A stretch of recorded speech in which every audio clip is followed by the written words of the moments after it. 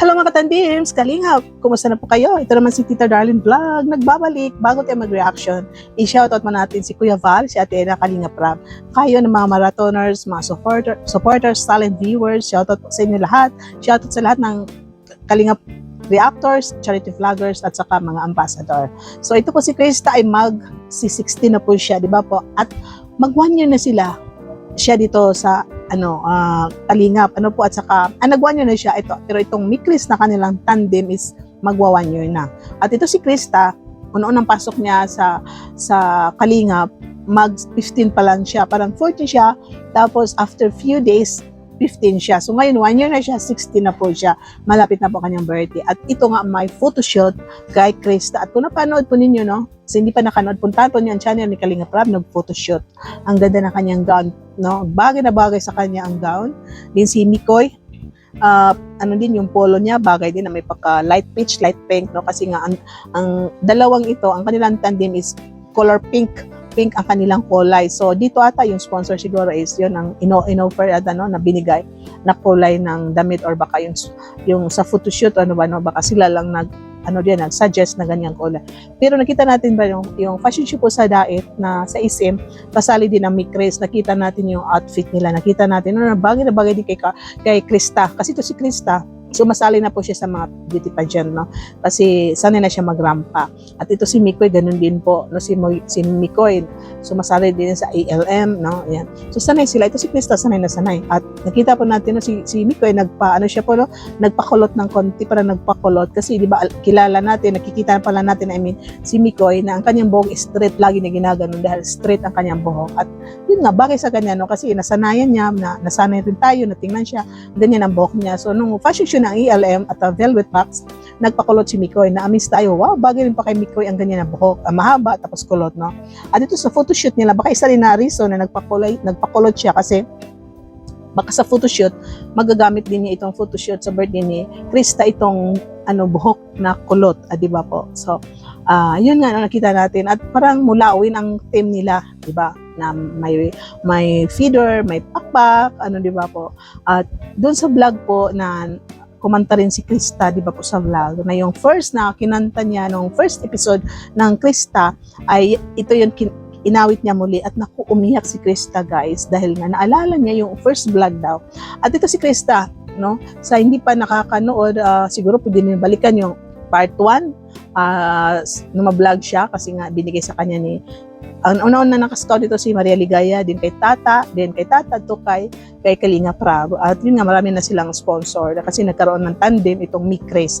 At naalala ko talaga nung doon pa kay Tata, kasi pinapanood ko talaga si Krista doon kay Tata, na tandem pa kay Arjun, di ba? Ang ganda ng tandem nila, hindi nag-viral, pero iwan ko, viral siguro rin kasi malaki ang views nila doon kay Tata, na ang ganda niya makisama, no? Mabait siya, maganda umawit, sinasama diyan siya doon sa yung kalab team din ni Tata dati, na ngayon parang may asawa na, no? Kasi may parang nabuntis, no? Yung kalab team ni Tata. At nung mag-birthday siya na mag-18, ito, umawit doon, kumanta si Krista doon sa birthday.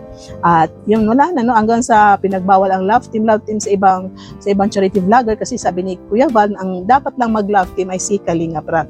Kaya nawala ang love team doon sa channel ni Kalingap Tata. At ito si Krista, siguro nangarap din si Tata na gusto niya mapabayan ito si Krista, at yung binigyan niya kay Kalingap Rab.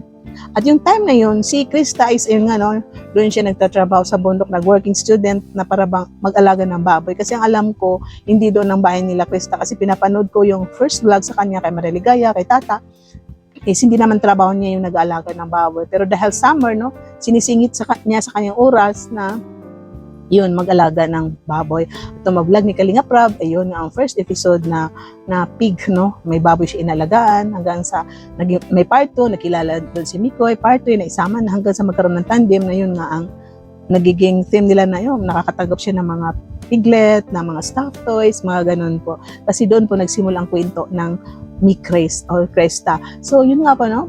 Panoorin po, supportahan ninyo, no? Yan, ang Krista, dahil magba-birthday na po siya sa ano nga po, yung paki-comment nyo nga po, nakalimutan ko yung birthday niya, parang itong month ba o next month, ano po, no? I-comment nyo po, pasensya na po kung hindi ko memorize. So basta po, no, abangan natin itong Krista na mag-birthday na siya soon. At yung mga nagmamahal sa Mikres, I'm sure na excited kayo. Sinusuportahan ninyo kung anong programa ni Kalinga Prab dito sa Mikres, simple ang tambalan ng dalawa. Dahil yun, no, kinikilig kayo. So yun nga po, mayroon akong idudugtong dito ang video kasi nga po, no, parang natutuwa po ako sa mga paggawa-gawa ng video. So hindi ko masyado i-express yung dalawa. So sa pamamagitan ng video na may awit, pakinggan po ninyo ito. Sana wag niyo ma-misunderstood. Good vibes lang po ang ating content na ito dahil sa awit na ito. At sana nag-enjoy po kayo. Paki-like po, paki-subscribe. Sa hindi pa nakasubscribe dyan ng mga Mikris, shoutout po sa inyo lahat at please don't skip ads. Bye-bye po and thank you for watching. God bless us all. Keep smiling everyone.